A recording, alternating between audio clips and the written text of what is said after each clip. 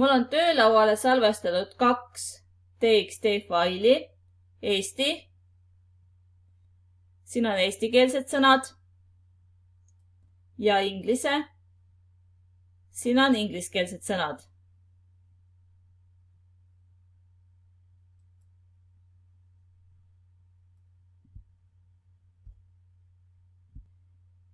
Teeme loendi, andmed alt loo loend ja paneme sellele nimeks Eesti.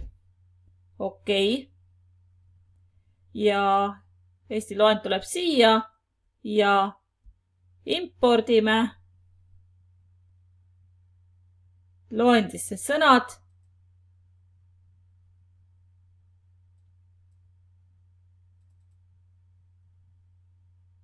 Failist Eesti.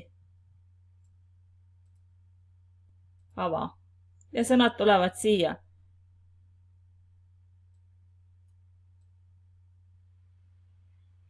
Mõnikord võib täpitähtedega probleeme tekkida, aga praegu tundub, et lõvi.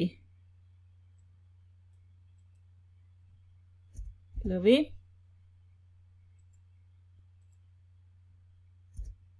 Mäger. Et vaatame üle. Nii, nüüd on vist õige. Ja teeme teise loendi ka.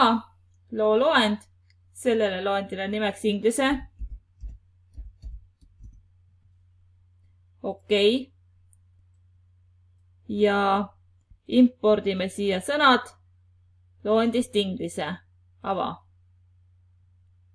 Ja kummaski loendis on 30 sõna ja sõnad on siis omavahel vastavuses, et ahv on monkey ja nii edasi.